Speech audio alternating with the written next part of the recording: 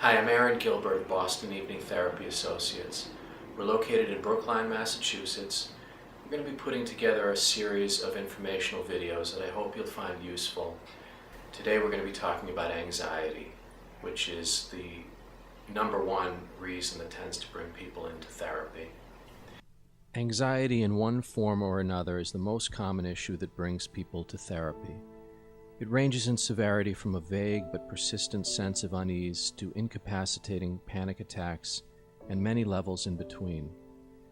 Psychotherapy can be very effective in addressing the pain of anxiety and helping the patient move towards health and well-being. Symptoms of anxiety can include specific phobias, excessive worry, heightened fear reactions, or vague but persistent sense of unease. How can effective psychotherapy help ease pain and promote healing and growth? In many circumstances, the patient seeking help from the painful experience of prolonged anxiety will want to resolve particular problems in their life. I'm always worried I will lose my job. I'm afraid I will be discovered to be a fraud. I worry I will get terribly sick or die.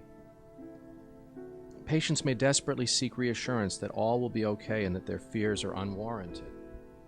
But it is not the identified problem which is in fact causing the pain. It is the troubled mind which has trained itself by repetition and practice to generate worry and fear. It is the thought process itself and not the identified problem. The patient is tricked to think it is an external problem we must solve, when in fact it is internal.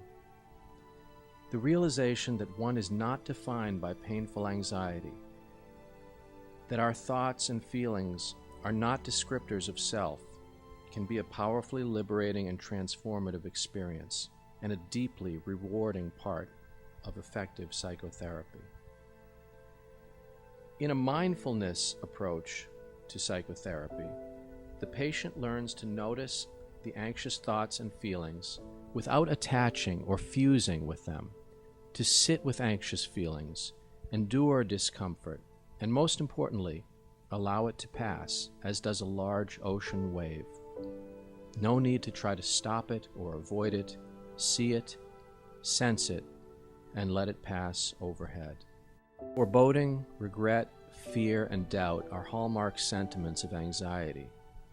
It is the work of the therapist and patient together to loosen this grip and create space for healthier and more hopeful sentiments.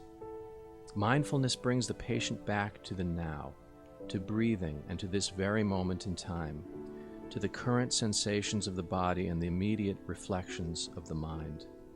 Thoughts and feelings are allowed to come and go without being latched onto and ruminated upon in a churning and repetitive manner which fuels unrest and anxiety.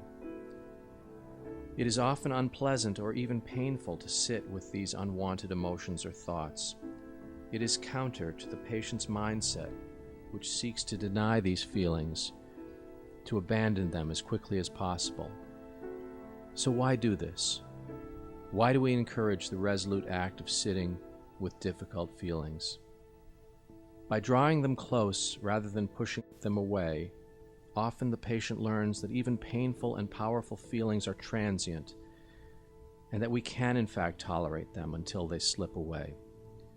The patient also begins to learn that these negative feelings and thoughts are not defining of the self, of who they are.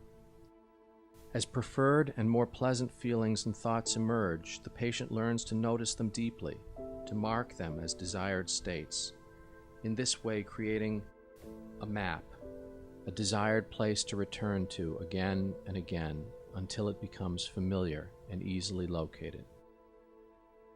The anxious mind relentlessly pursues a problem to fix upon. It's not the problem that needs fixing, it's the impulse to seek it.